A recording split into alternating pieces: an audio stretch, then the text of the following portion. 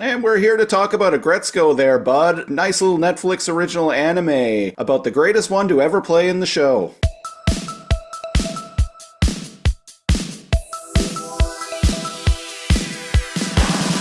Lazor Comb.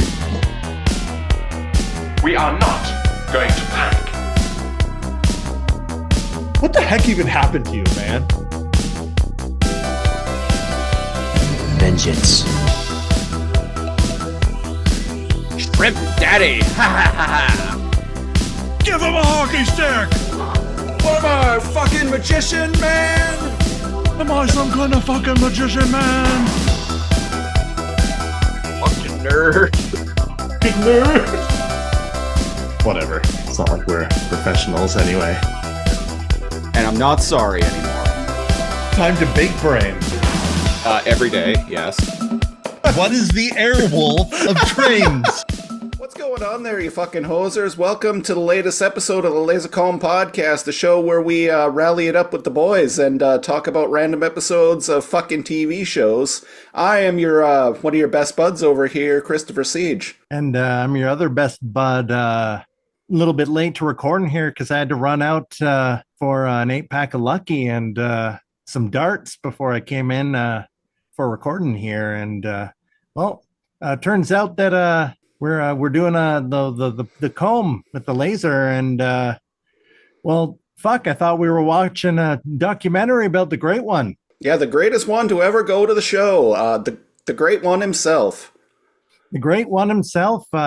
Retsky, the red panda or whatever the fuck she is. And as soon as I put the TV on and watched the old the fucking Aggretsuko, I was like, "Fuck, bud, what is this?" It's like, what is this? Like fucking cartoons and shit, bud. And then turns out that we're not even watching a show about the great one. We're not watching a show about the great one. And then I decided to go out for a rip. Fuck it, let's go out for a rip. And then you know what? I ended up liking this little cartoon with this little office girl. Let me tell you, I suddenly wanted to go into, hello, everybody. I can't do that voice the entire show. Neo, Cal, and Siege here to talk about another one with you. It's Netflix. It's my birthday month. That's right. It was my birthday a few days ago. And we're covering Happy birthday. Netflix. Thank you. And we're covering Netflix original anime. And indeed, if And this motion. looks like an emotion even, well, if it looks like a Sanrio character, it is from Hello Kitty fame. And you know what? It's not a kid's show. What the fuck is a Sanrio there, bud? Sanrio, what the hell? Oh, yeah, I dated a girl from Sanrio. Crazy.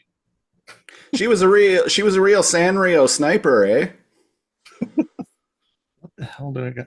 Oh, I'm pulling at things that aren't even. Dun dun dun dun dun. Dun dun dun dun dun. Dun dun dun. It's I pretty. like how it's at 9999. Yep. Meaning you're like literally in the shit. Bam, bam, bam, bam, bam. It's pretty sick. Huh? Holy smokes. I got it in a loot box. Yeah, remember those?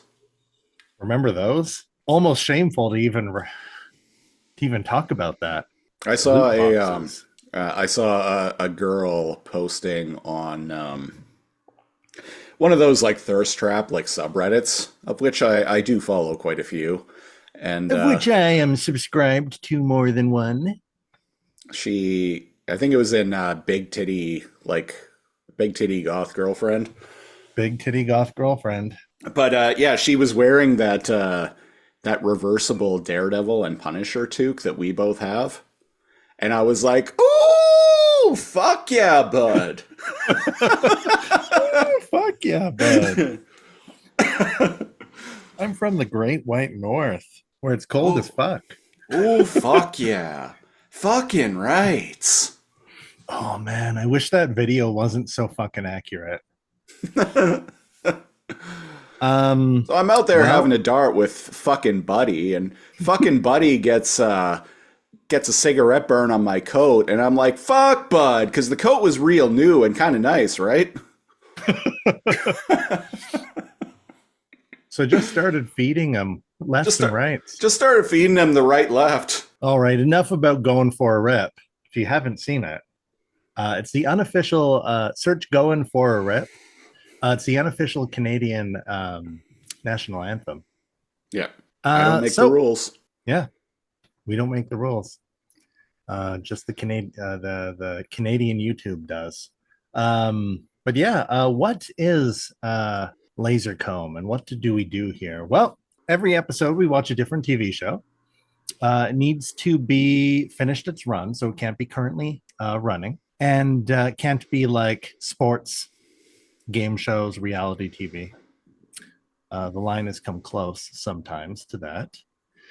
And yeah, what we do is we watch a random episode of it and see if we, as if we were flipping through channels per se, being 90s kids. Because if you go back to the days before streaming and like television on demand, generally how you would discover a new show was you would just catch it. You would catch it through channel surfing, and it would almost invariably be a random episode. Mm-hmm. That's the premise. And we had randomly rolled episode 2 of season 2. Mm-hmm. And wouldn't you know it? Let me look it up here. When did this? Give me the wiki that I had up and then forgot about because I started looking up wallpapers. Where are you? Give me the wiki there, bud. Give me the wiki there, bud. Looks like, oh wow. 20. No, it can't be. But that was so long ago. It can't be. Feels like much. Well, the original run started in April 2nd, 2016. It shows how much time flies. And it looks like it has 100 episodes.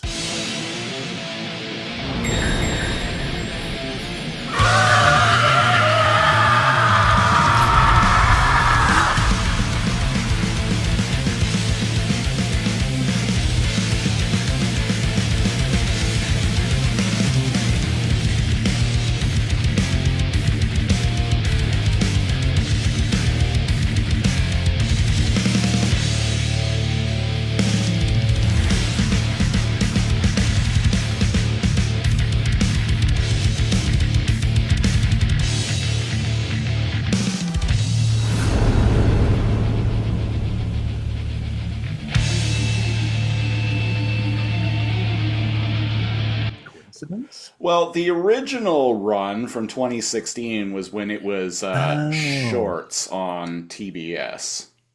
Right. The Netflix show ran for 50 the episodes. Netflix row ran for 50, and then From it has a bunch of Christmas, like The- there's Christmas movie and like a holiday special, that kind of thing. The Netflix series, which is what we're reviewing today, ran I didn't from realize there were shorts. April 2018 to February 2023. So I guess the shorts were popular enough that they I almost said 2003. 2003. He's You beginning. think that's air? He's He's beginning- beginning to believe. He's beginning to 2003, He's beginning to 2003. which actually was the year that The Matrix Reloaded and Revolutions came out. Eh? I was going to mention that, but I was like, no, I can go a whole episode without mentioning it. So where are you here? Where are you here? So episode 12 overall, which is episode 2 of season 2, is the new hire named Anai. And it is what it says it is. Let me tell you. This new hire in town. New hire in town. So he's fresh out of college. I think they don't really address what animals people are on the show. That's just for funsies, right? People date other types of animals or whatever, but I think she's not Interspecies a raccoon. erotica, fucko. It's not bestiality, it's interspecies erotica. What species? Whoops. You're not Google. What species is She is a red Aggretsuko? panda. She's a red panda, right? Yeah.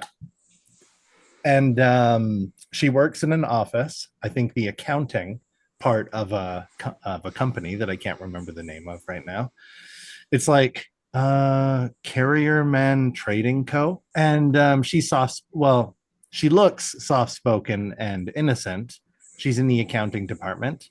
And her friends are Fenico, which is like a fennec fox, um, who like lives for the drama of other people, and Hyeta, a hyena. And they're all in that together, and they have a horrible pig boss, but he put on a mask for the new hire because the new hire has that new car sheen and sparkle and smell. And at first, it just seems like he's a little nervous.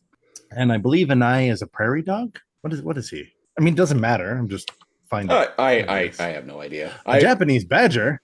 Badger, mushroom.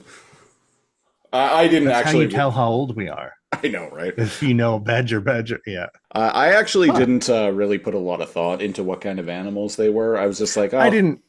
I was just like, they're just cute little. They're cute little animal things, yeah. Little anime animals.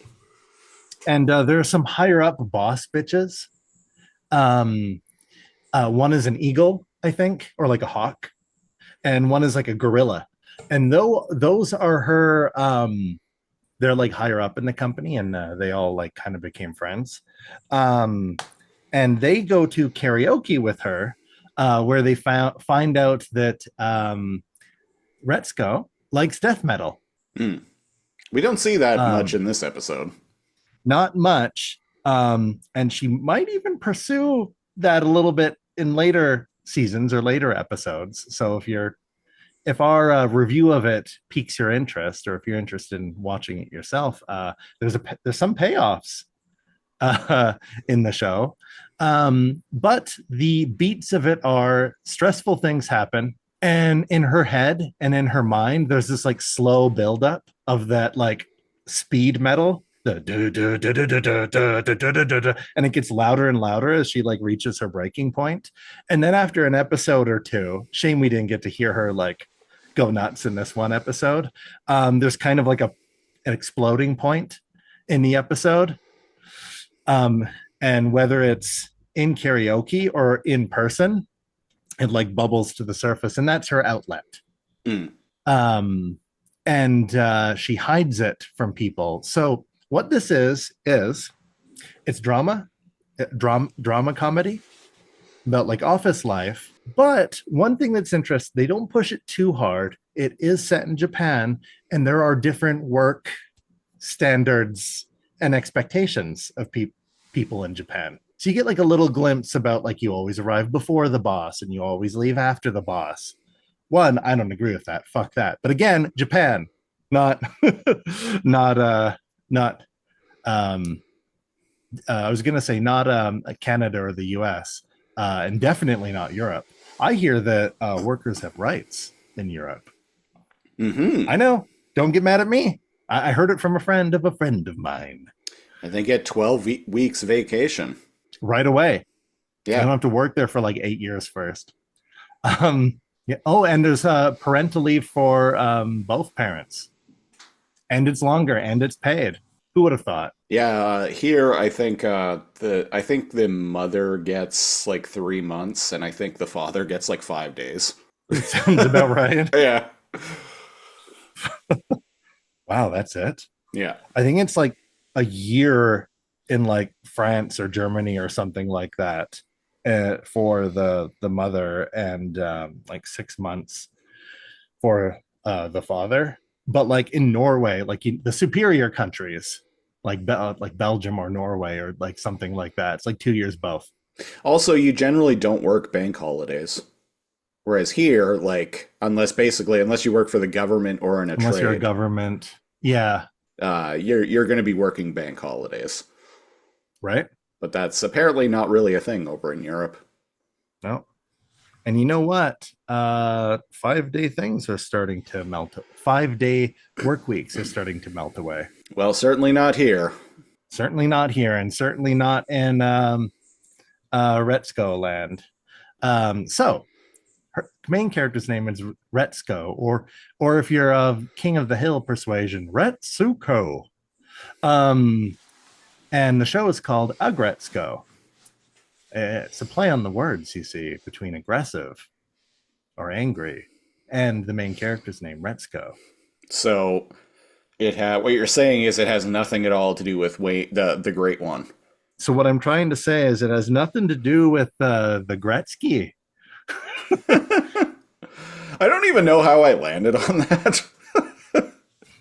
We're watching a Gretzky. I was thinking back on it, and I'm like, how did I even get started with that joke? Nobody knows, but we ran with it. Yeah. Possibly to the detriment of anybody watching this episode. But, if anybody is first tuning in to us this far in, I apologize for nothing. They're just I'm not sorry anymore. Fuck, will these two idiots stop talking about Wayne Gretzky? Why are they doing bad Shoresy impressions? Bad Shoresy impressions, yeah. We can do better Shoresy impressions, but it's not about that. It's about the feel of it. It's about the Shoresy's we made along the way. It's about the Shoresy's we made along the way, okay? As soon as that show is canceled, guess what we're reviewing? Golden Girls. Golden Girls. Family Matters. Shoresy. Three's Company. Is Shoresy still going? I think it is. If it's anything like Letterkenny, it's going to be on it for a very long time. Why can't I just find a fucking Wikipedia article for Shoresy? Shitification, man. The internet is somehow worse and worse every year. Remember when the wiki for something would just fucking pop up? It would be like the top result. Uh-huh. Now it's like the 8th, or it's not even on the first page and you have to type wiki after. It's just not there. Or it just doesn't exist. Shoresy was renewed for a 5th season, and the announcement was on my birthday this year. Oh, fuck, bud. That's, something good came out of my 40th birthday anyway. Yeah, so there you go. There's that. The rest of it wasn't so great, but hey, Shoresy's getting another season. There you go. Good news. We discovered Gretzko, and Shoresy's getting another season. Well, I'm good to you folks. So the gist of this episode, they don't feel very long, but they fit a 22-minute time slot, don't they? Actually, the episode that we watched today was only like 15 minutes. Oh, well, I guess we should have watched two. They're 15 minutes? Yeah, they fly by. So it's very simple. New guy shows up. The boss he has hearts for eyes. He's normally a hard ass. He accidentally almost introduces Retsuko as Calendar. It's a really shitty nickname that he's given Retsuko. And the B plot of the episode, other than her dealing with Anai, the new hire, which we have some things to say about, the B plot is her mom meddling, being like, well, you're not getting any younger, setting her up on a blind date. And if you watch it with the subtitles, it's a little bit different. Because again, Japanese culture different than ours. Potential marriage arrangement. Yeah, so I by Gives default... the same vibes, though. I, by default, generally have subtitles on when I'm watching something nowadays. Same. And so You notice the difference? I very much noticed the difference. It's like the same point was basically being made. Yep. Same story, but the implication is greater with the subtitles on. But by the way, it is good in English. A phenomenal voice acting. The what characters were saying and what was being reflected in the subtitles were two different things. Yeah. So the dubs in English, they're setting him up on a date. Their parents are involved. It's embarrassing. She just wants to be left alone. But at the same time, she secretly confides in her friends that she just wants to work until she finds a husband. So then she can retire, which is part of why her boss calls her Calendar, I think. She's just keeping her head down low until she finds it's a toxic Japanese, something like that, right? There's a love-hate with a lot of the characters. You end up hating them, but then they end up having a better side to them, right? Like that boss ends up kind of convincing her that she needs to like live for herself and not just like wait for a husband to like whisk her off and like make her like a housewife. Which is a good lesson, I would think. Which is a good lesson. So same thing with this character. Really hard for me to picture me liking a Nye, because sometimes they introduce characters that I want to. Anyways, the B plot is her going on a date with a guy and her mom meddling. With a guy who actually seems like super nice, but they make a point. She makes a point of mentioning that like he's not very good looking. Yeah, but then she's whisked away when he smiles. Yeah, she talks him up and being like, well, he kind of has a nice smile, and he is really nice. And he even like, oh, that's a pretty good compliment. Like, I'm not that ugly. Because she's like, no, because when she does meet with him, he turns out to be like, all right. And he's all like, she shows him that her mom said airbrushed, the proper term. It's an older term, sir, but it checks out. Even shoop de whoop, even photoshopping is an older term now, I guess. But she made him look more handsome or like thin than he actually was. He's played by like a tall polar bear guy. And she's like, oh, wow, like your mom's pretty good. And he's like, oh, sorry to disappoint you. And she's like, no, I think when people are too handsome, it's not a good thing. And I'm like, ooh, just stop. What a great compliment. Stop. I'm not. And luckily, that rolls off of. Yeah, and he's like, oh yeah, what? I'm just the right amount of ugly. What a great compliment. He actually seems a lot cooler than her. Yeah. Because he kind of is like, hey, what do you think about marriage? Like, what's your vibes with that? And she's like, well, how do I say this nicely? And he ends up kind of finishing her sentence because she's like, it's just that, like, you know, like you have to change so much of yourself. And he's like, it's scary, right? So they actually bond because he's easy to talk to. And his name doesn't really matter. I can't remember his name, but because they don't really see each other again. There are a lot of side characters in the show that just come and go. And he's like, yeah, it's scary, but like maybe that's okay.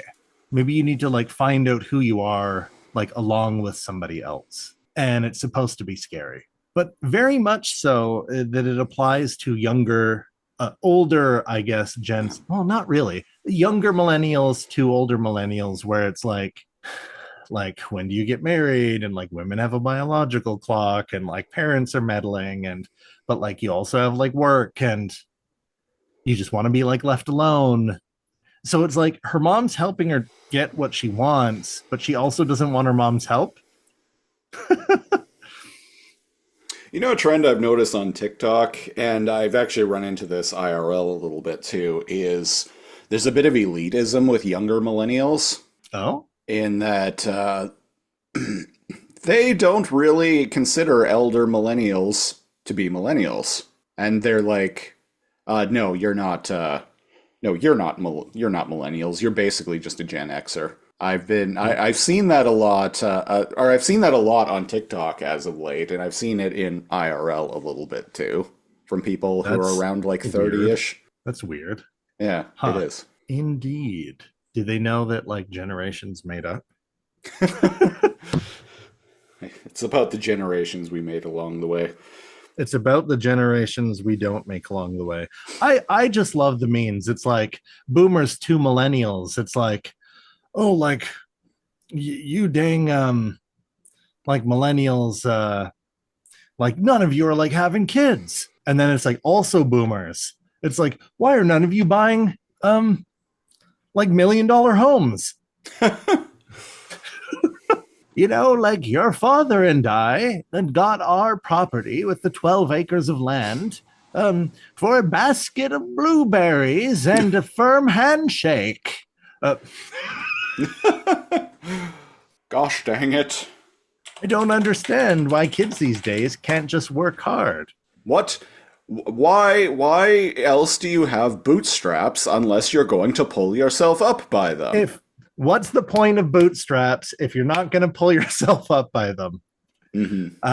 So that covers the B plot. The A plot is Anai super new, works with Retsuko, and she's a little bit annoyed because as he gets nervous, which is fair, I guess, he gets weirder and weirder. So he answers the phone where he's like, "What's up? This is Anai in accounting." And she's, to her horror, she's like, "Hey, try answering like blah, blah, blah company accounting department, Anai speaking." I like the way he answered, like the way he answered the phone. He's like, "Yo, this is Anai right here in accounting." So he gets nervous and she's like, "Oh, just try again." And he like does it worse, where Siege just said, like, "What's up? This is Anai in accounting. Yeah, it might be my first day, but I'm like trying my hardest and I'm eager to learn." And then he like hangs up and she's like, "Whoa, okay. So like, don't worry about it. Like, you know, like learning to answer phones is kind of like adulting 101. Remember that term? Fucking millennials in there. Adulting. Yeah. It's that's how you know what era and how old Aggretsuko is. She uses the term adulting. I don't think she says anything like that bad. My partner pointed out in defense of Anai, well, her job is to teach him, not to just say, "Oh, don't worry about it." And like doing it herself, which fair. But as we find out later on at night, she gets an email. And it is extremely like, "Today at 12:54 p.m. like you had said like this, and this seemed passive aggressive." So she's dealing with her mom, she's dealing with her friends pressuring you, and then she gets this at like midnight. She's just like in her underwear, pajamas, or whatever. Like, I expect in writing a full explanation and apology for your actions. And I can't help but to notice that you took a private call during company time, so there's like thinly veiled threat. And talk to your mother, which, if I recall, you know, like violates like this code or like whatever. And it's like at the very end, but then he sends her like another one too, which is like, "Oh, in addition to that," right? And then it turns to Anai in like a bachelor suite, like there's just like a box in the corner, right? Nothing on the walls, no bed, just like empty, like a sociopath, like, or everybody's like first, and he's sitting on and like his eyes are like rolled back, and he's like typing at 1,000 like miles, just completely unhinged, like texting, completely like unhinged texting, like veins like going off in his head, and I'm like, holy fucking shit! Too real was my reaction when I was watching this, because I'm like, holy shit balls! This reminds me of some like chicken shit millennial interactions that I've had with people over the years, where it's like, "Oh, I don't want to talk in person." Like very as per my last email, coded.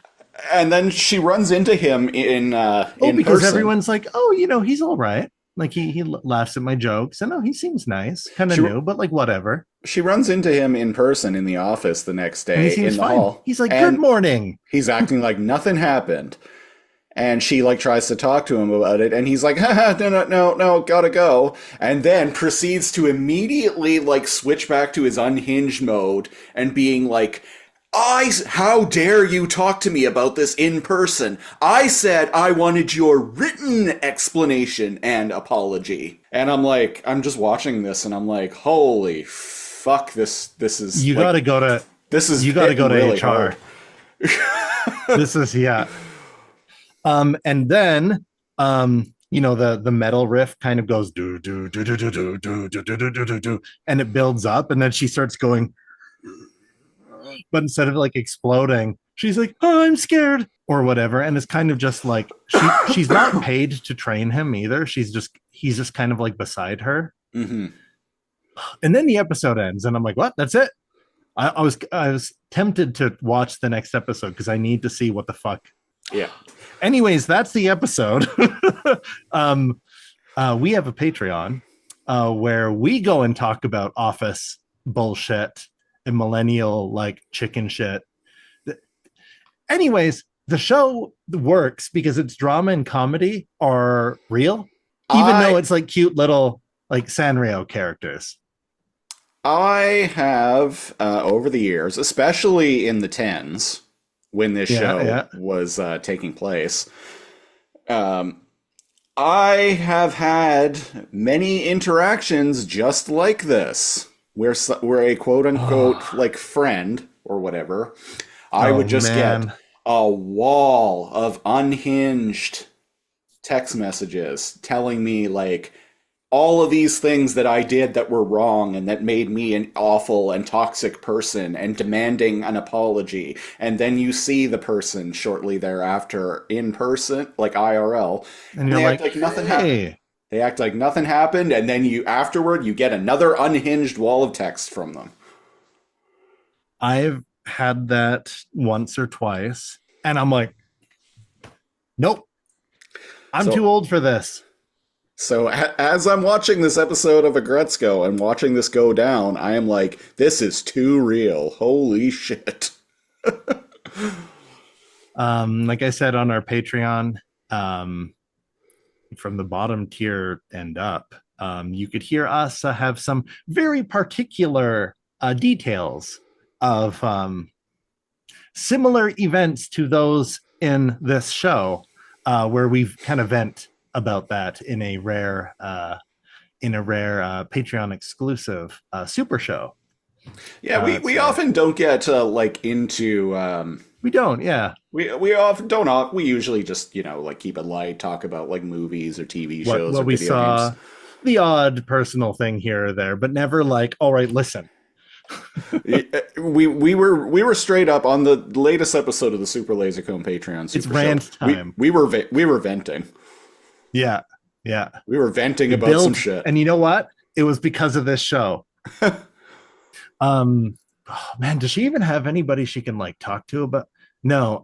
Anyways, if it sounds like I would like to watch at the end of every episode, folks. Again, this is like a 15-minute episode, which is why we did the Letterkenny bit at the beginning and we're going to and from.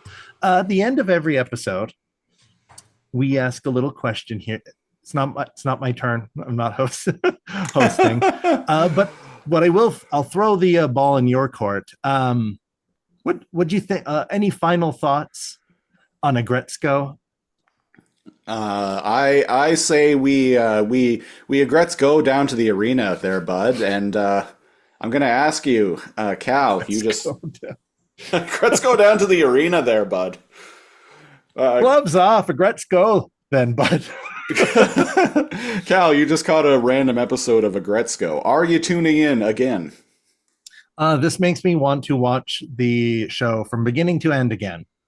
Sweet. I need to know how they deal with this guy. Yes, I would tune in next week. Sweet. How about yourself? I'm kind of on the fence. I don't know if I liked it enough to actually. I've been kind of toying with the thought. Okay. I don't know if I actually liked it enough to go and watch the entire thing, but I do applaud this episode for like hitting really close to home. Because this is the first you've seen of it. Yeah. It hit close to home on a few topics, so I kind of I applaud it for that. And there it is.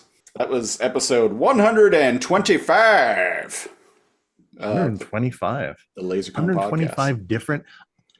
I'm surprised we haven't accidentally done a show twice. We're at a point but now. You have a very good, which means we've done 125 different TV shows. We are at a point though where I did forget that we did one show. Someone brought up King of the Hill coming back, and initially I was like, "Oh, you know what that means? It means we can't cover it." And then I realized I'm like, "Wait, we did review it." First time we never recorded one not knowing we did it. Yeah. It's I believe it's the first time I've actually forgotten that we were. No. It happened one other time too. Community. Oh. I had forgotten that we had done Community. I did too. I did that with Community. That's fair. So if you want to support the show, go to patreon.com/lazorcomb, LAZORCOMB. Starting at the aforementioned $5 tier, you get access to our bonus weekly Patreon exclusive show, the Super Lazorcomb Patreon Super Show. $10 tier, you get that, the occasional commentary track, and the ability to pick a show for us to review a random episode of on this very podcast. So if you want to get in on that, go to patreon.com/lazorcomb. Join the Discord, link in the description as always. If you're watching the video version on YouTube, subscribe to the channel, like the video, leave a comment, please. Please. We will be back next week with, what are we watching next week, Cal?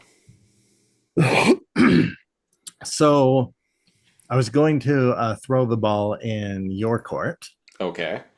So here's what I got. Do you want to watch a comedy mini show about a Roman who every episode gets accidentally semi-drowned and goes to modern Japan to learn the delights about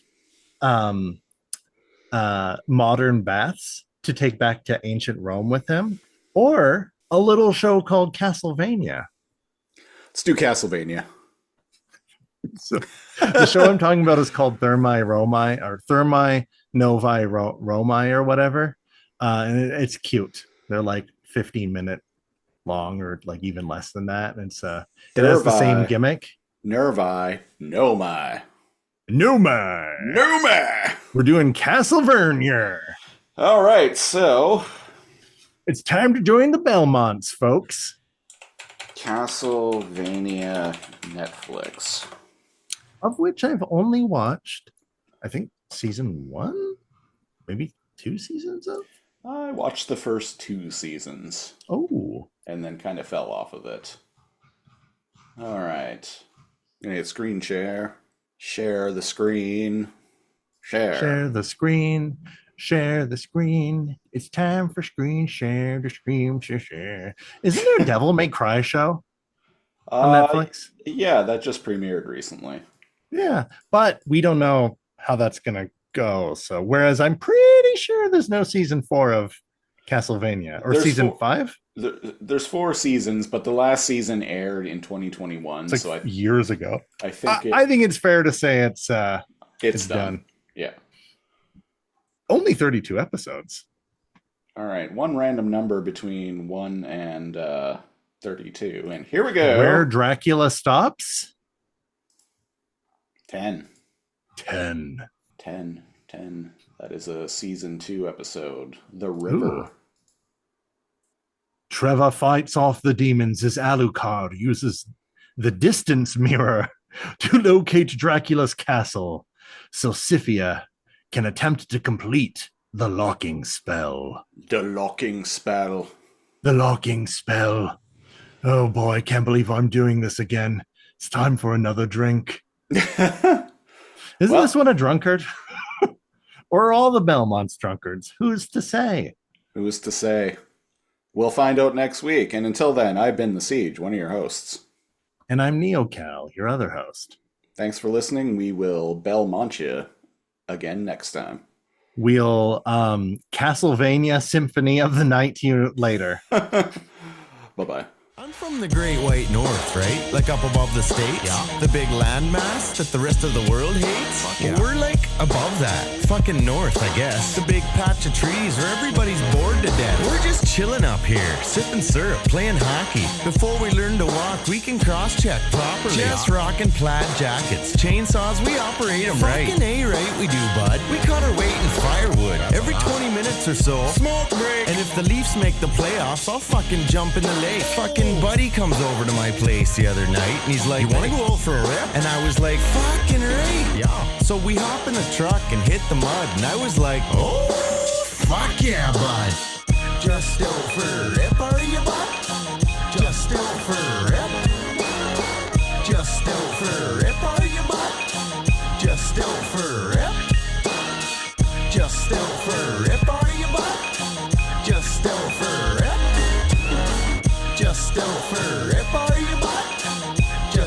for a rip. I come from the land of the polite, where shit's covered in ice. And when I'm down in the States, they're like, you're too fucking nice. I'm like, yeah, we got manners, but fucking buddies still fight and fucking swear and fucking drink all night. Like this one time, me and fucking buddy are out having a dart, and fucking buddy burns a hole in my coat. And I was like, fuck bud, because the coat was pretty new, right? And he's like, fuck you. So I put his head in a snowbank and just started fucking feeding him the right left. Like fucking boom, boom, boom. Got enough yet? And he's like, okay, fuck, chill out, shit. So I pulled him out of the snow and we went out for a rip. Yeah, just out for a rip, are you? Fuck yeah, just out for a rip. Fucking right. Just out for a rip, are you? Fuck yeah, just out for a rip. Fucking right.